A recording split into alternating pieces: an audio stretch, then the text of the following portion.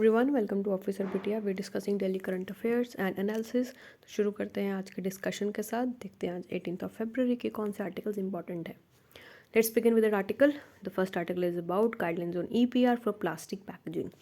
तो जो plastic waste management rules हैं जो 2016 में नोटिफाई हुए थे, यानी नोटिफाई किए गए थे ministry of environment, forest and climate change के द्वारा, इन्होंने एक्सटेंडेड प्रोड्यूसर रिस्पॉन्सिबिलिटी पर कुछ नई गाइडलाइंस जारी की है। एक्सटेंडेड प्रोड्यूसर रिस्पॉन्सिबिलिटी, प्रोड्यूसर्स कौन है? जो वेस्ट को प्रोड्यूस करते हैं, जैसे हाउस होल्ड्स हैं, इंडस्ट्रीज़ हैं, कमर्शियल एंटिटीज़ हैं। तो उन्हीं के लिए नई गाइडलाइंस जारी की गई है। देखते हैं क्या गाइडलाइंस है यानी कैसे ये काम करेंगी। ये जो गाइडलाइंस है ये जुलाई 1 2022 से इफ़ेक्टिव होंगी, जहाँ पर सिंगल यूज़ प्लास्टिक आइटम्स के ऊपर बैन लग जाएगा या फिर उसका मिनिमम यूज़ होगा विद लो यूज़फुलनेस। जिस पर्टिकुलर सिंगल प्लास्टिक की बहुत ज़्यादा कम उपयोगिता होती है, जो यूज़ में नहीं आते, उनके ऊपर प्रोहिबिशन लगाया जाएगा। एंड यही सबसे ज़्यादा लिटर क्रिएट करते हैं। एंड इस पर्टिकुलर मेजर से जो पोल्यूशन है वो कम हो जाएगा और कंट्री में प्लास्टिक वेस्ट भी जनरेट होना कम हो जाएगा। अब गाइडलाइंस क्या बोल रही है?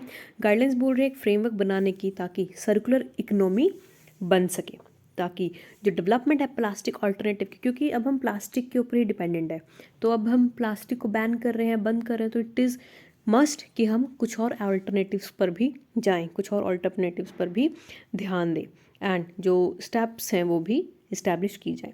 एंड इसी के लिए हम सस्टेनेबल प्लास्टिक पैकेजिंग की तरफ जा रहे हैं, जो कि लॉन्ग टर्म प्लास्टिक की पैकेजिंग होगी, लेकिन वो आपके इन्वायरमेंट को हार्म नहीं करेगी। प्लास्टिक में बेसिकली प्रॉब्लम क्या होता है? प्लास्टिक बेसिकली रिसाइकिल नहीं हो पाता, ये इन्वायरमेंट में ही रह जाता है और रीसाइकिल नहीं हो पाता, जिस वजह से प्लास्टिक पोल्यूशन बढ़ता है और जो एक्वेटिक एनिमल है उनकी लाइफ भी इफ़ेक्ट होती है।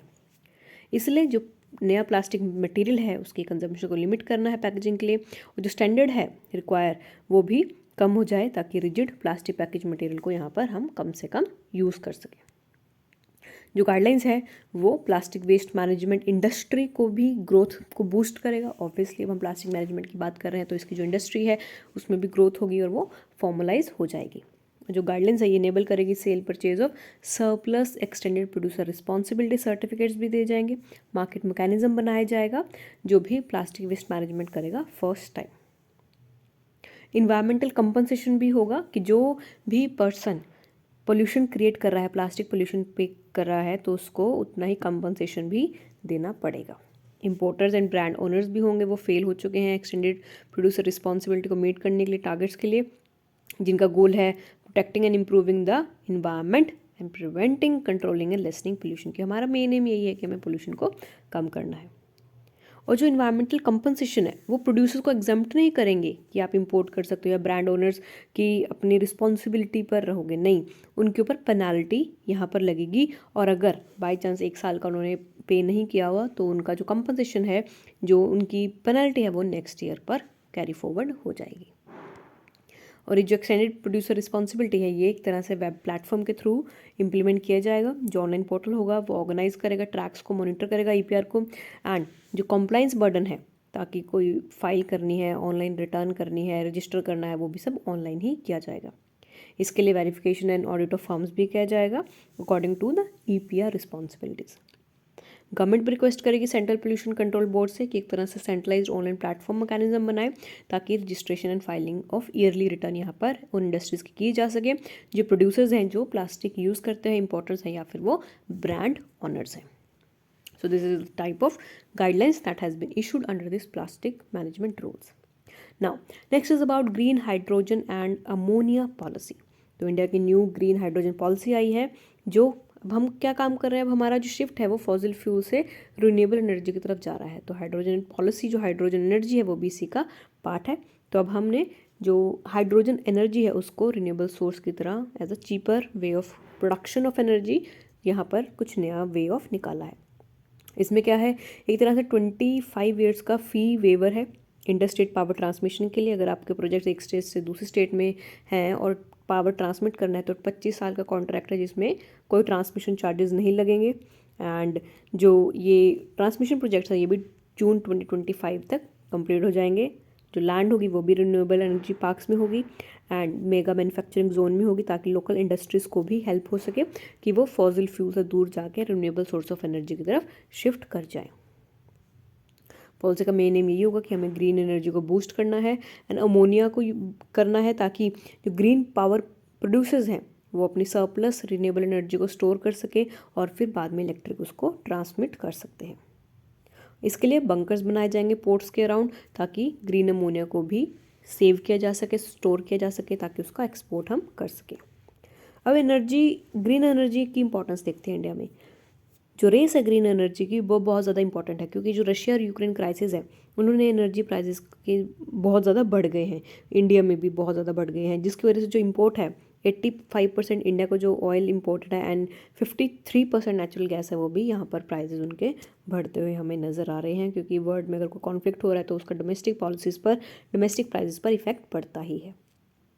ट्रांसफॉर्मेशन चाहिए हमें लार्ज स्केल हाइड्रोजन फ्यूल का, जो असिस्ट करेगा इंडिया को इंडिया के जियोपॉलिटिकल इन्फ्लुएंस में as well as energy security में। जो इंडिया की स्ट्रैटेजी है कि अपना वास्ट लैंड मास, क्योंकि इंडिया के पास सोलर पावर है, इंडिया एक तरह से सनशाइन कंट्री है, क्योंकि ट्रॉपिक ऑफ कैंसर यहाँ से पास होता है।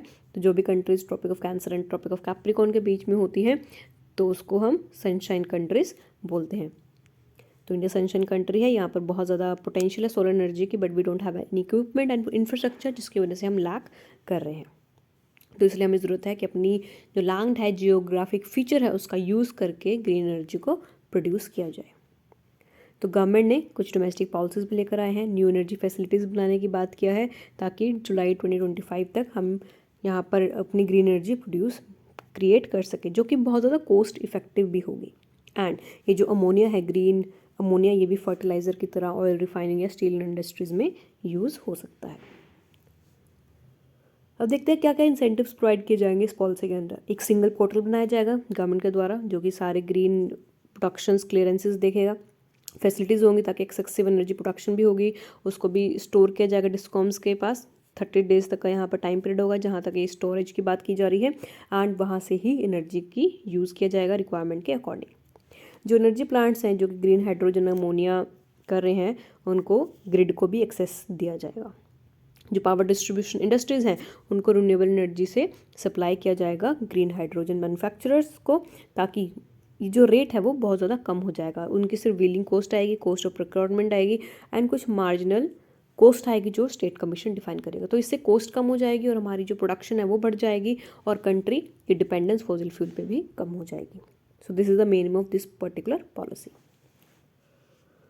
ग्रीन हाइड्रोजन के बारे में देखते हैं। जो ग्रीन हाइड्रोजन है ये कैसे बनता है? ये बनता है बाय इलेक्ट्रोसिस ऑफ वाटर। जो इलेक्ट्रोसिस है एक टेक्निक होती है जहाँ पर पानी का फॉर्मूला क्या होता है, वाटर का फॉर्मूला H2O। इसमें क्या किया जाता है, हाइड्रोजन को अलग किया जाता है और ऑक्सीजन को अलग किया जाता है, एंड इसी से एनर्जी फिर प्रोड्यूस की जाती है।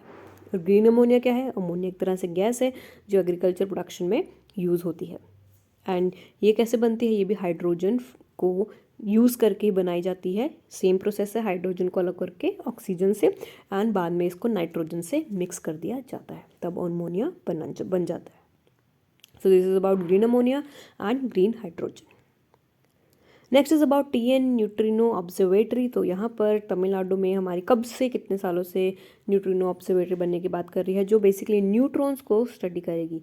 जैसे प्रोटॉन्स हैं, एटम्स हैं, न्यूट्रॉन्स हैं, तो बेसिकली एलिमेंट्स होते हैं, एटम्स होते हैं जो हमारे एटमॉस्फेयर में पाए जाते हैं। तो इन्हीं को स्टडी करने के लिए ये ऑब्जर्वेटरी बनाई गई है। जो तमिलनाडु है उसको सुप्रीम कोर्ट ने बताया है कि उनको Indian neutrino observatory vulnerable economic zone में नहीं बनाने की ज़रूरत है, क्योंकि जो ये न्यूट्रिनोज होते हैं या ऑब्जर्वेटरीज होती है, हम इनको इकोलॉजिकली सेंसिटिव जोन में नहीं बना सकते। इनको हमें ऐसी जगह पर बनाना है जहाँ पर लोगों से वो दूर हो, वाइल्ड लाइफ स्पीशीज़ से दूर हो, एक्वेटिक लाइफ से दूर हो, ताकि किसी भी पर्टिकुलर स्पीसीज़ पर इनका हार्मफुल इम्पैक्ट ना आ सके। इसलिए इनको कहीं दूर बनाने की बात की जाती है।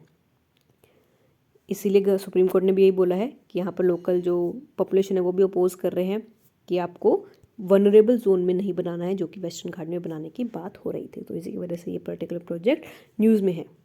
तो स्टेट क्यों अपोज कर रही है इस प्रोजेक्ट का इम्प्लीमेंटेशन? जो प्रपोजल है ऑब्जर्वेटरी का वो परमानेंट डैमेज कर देगा वेस्टर्न घाट्स को, ये बोला जा रहा है। एंड जो चीफ मिनिस्टर हैं उन्होंने प्राइम मिनिस्टर से बात किया है एंड ये भी कहा है कि प्रोजेक्ट इम्प्लीमेंट नहीं होगा। तो बेसिकली यही बात की जा रही है, क्योंकि ये जो कॉरिडोर है ये कनेक्ट करेगा पेरियार टाइगर रिजर्व को on the Kerala Tamil Nadu border and Mathikettan Shola national park. तो ये नेशनल पार्क्स, टाइगर रिजर्व बहुत इंपॉर्टेंट है। यूपीएससी डायरेक्टली न्यूज़ में से ही उठाता है कोई भी नेशनल पार्क जो हमने सुना नहीं होता, जो आम नहीं होता। तो यू शुड नो ये जो मथिकेटन शोला नेशनल पार्क है, तो आप इसकी लोकेशन देखना मैप पे, यूपीएससी ऐसे ही क्वेश्चन पूछता है। और ये जो प्रोजेक्ट एरिया है ये इकोलॉजिकल टाई करता है किससे, श्रीविल्लुपुत्थर मेघमलाई टाइगर रिजर्व, ये भी ईस्टर्न हैबिटेट्स में लोकेटेड है। यहाँ पर टाइगर का ये होम है विच असिस्ट्स इन जेनेटिक स्प्रेड। जो टाइगर मूवमेंट है वो भी इफेक्ट हो जाएगी अगर यहाँ पर ऑब्जर्वेटरी लगाई जाएगी, तो ऑब्वियसली रेज आएंगे, रेडिएशंस आएंगे, जिस वजह से इकोलॉजिकली हमारी जो एरिया है, वाइल्ड लाइफ है, वो भी इफेक्ट हो जाएगी। जो वाटरशेड है ये एक तरह से कैचमेंट जोन भी है, रिवर संबल एंड कोटाकुडी रिवर का, ये भी इफेक्ट हो जाएंगे। तो काफ़ी ज़्यादा हमारी जो इकोलॉजी है वो इम्पैक्ट हो जाएंगी अगर ये प्रोजेक्ट इम्प्लीमेंट होता है। न्यूट्रिनो ऑब्जर्वेटरी के बारे में देखते हैं। जो न्यूट्रिनो ऑब्जर्वेटरी एक तरह से पार्टिकल फिजिक्स रिसर्च प्रोजेक्ट है जो कि तमिलनाडु में कंस्ट्रक्ट किया गया है एंड ये एटमॉस्फेरिक न्यूट्रॉन्स को स्टडी करेगा, क्योंकि ये एक तरह से एग्जैक्ट मेजर देगा कि कैसे जो न्यूट्रॉन्स हैं उसके कितने मिक्सिंग पैरामीटर्स हैं, कैसे काम करता है। एंड ये इंडिया का सबसे मोस्ट इम्पॉर्टेंट प्रोजेक्ट है related to particle physics program. अगर ये प्रोजेक्ट हमारा सफिशेंट कंप्लीट हो जाता है तो इंडिया वर्ल्ड की लार्जेस्ट मैग्नेट बन जाएगा, जो कि मैग्नेटाइज्ड आयन कैलोरीमीटर एक्सपेरिमेंट में क्लियर हो जाएगा, उसमें सक्सेस हो जाएगा, क्योंकि एक तरह से 4 टाइम्स लार्जर है देन द 12,000 टन मैग्नेट जो कि कॉम्पैक्ट म्यून सिलेंडर डिटेक्टर में यूज़ किया जाता है, दैट इज़ इन सर्न इन जिनेवा। तो जो हमारी वर्ल्ड में पार्टिकल प्रोग्राम है, फिजिक्स है, वो सर्न में है जिनेवा में, एंड दूसरा भी इंडिया में ही काम चल रहा है। Next is about study on greater Maldives ridge. तो रिसर्चर्स ने रिसेंटली ट्रेस किया है tectonic evolution of greater Maldives ridge, जो कि एक तरह से जियोडार्मिक फीचर है इंडियन ओशन में। तो जो हमारा इंडियन ओशन है, तो आप ये रिज देख सकते हो, दिस इज द रिज जहाँ पर डिवीजन आ जाती है, जहाँ पर here you can see this is the division. So this is the central Indian basin, यहाँ पर डिवीजन देखने को मिल रही है, तभी हम इसको स्टडी कर रहे हैं मालदीव रिज को। और ये कैसे रिजेस फॉर्म होते हैं, ये बेसिकली एवोल्यूशन से ही फॉर्म होते हैं। टेक्टोनिक प्लेट्स थ्योरी इसमें बहुत ज़्यादा हेल्प करती है, टेक्टोनिक एवोल्यूशन से ही रिजेस फॉर्म होते हैं। ये जो टेक्टोनिक एवोल्यूशन है ये भी हेल्प करेगा ओरिजिनल गोंडवाना फ्रैक्चर को इम्प्लीमेंट करने में। एक तरह से जो आज की कन्फिग्रेशन है कंटिनेंट्स की, कंटिनेंटल फ्रेगमेंट्स की, या फिर फॉर्मेशन ऑफ ओशन बेसिन्स की, वो उससे ही रिलेटेड है, क्योंकि आज जो फॉर्मेशन है, आज जो प्रेजेंट सिचुएशन है, लोकेशन है, वो टेक्टोनिक थ्योरी की वजह से ही हुई है। जो टीम है उनको क्या मिला है, उनको ये मिला है कि जो मालदीव रिज है वो मिड ओशनिक रिज के पास ही बना है, क्योंकि यहाँ पर न्यू ओशन फ्लोर क्रिएट होता है जब डाइवर्जेंट मोशन होता है। तो बेसिकली क्या होता है, suppose this is our plate, tectonic plate, जब प्लेट्स में कोई टकराव आता है, यहाँ पर एक प्लेट सब्सिड्यू होती है, दूसरी उसके ऊपर जाती है, तब बीच में डिवीजन आ जाता है। बीच में डिवीजन आता है तो यहाँ पर रिजेस बन जाते हैं अगर प्लेट्स दूर जा रही हैं या पास आ रही हैं। जब पास आती हैं प्लेट्स तो रिजेस यहाँ पर फॉर्म हो जाते हैं, तो इसी की हम बात कर रहे हैं।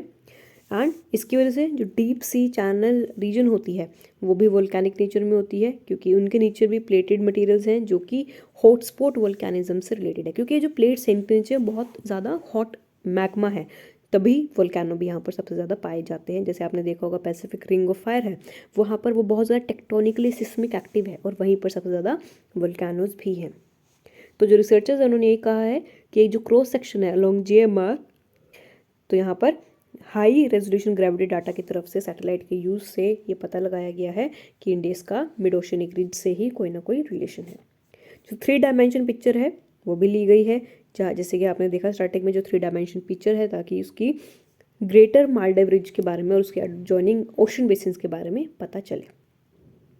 अब ग्रेविटेशनल इक्विलिब्रियम देखते हैं। जो स्टडी है क्रस्टल आर्किटेक्चर के along and the state of gravitational equilibrium, ये बेसिकली अर्थ क्रस्ट, जो अर्थ का क्रस्ट है, अर्थ के हमारे 3 लेयर्स में डिवाइडेड है, mental, crust and core.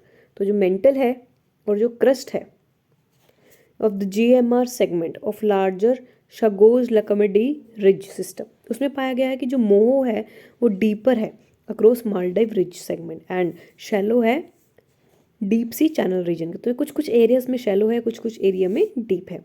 However जो इफेक्टिव इलास्टिक थिकनेस है वो लोअर है ओवर MR कंपेरेटिव इन DSG रीजन। तो यहाँ पर उनकी वेरिएशंस बताई गई हैं, that is not of your concern.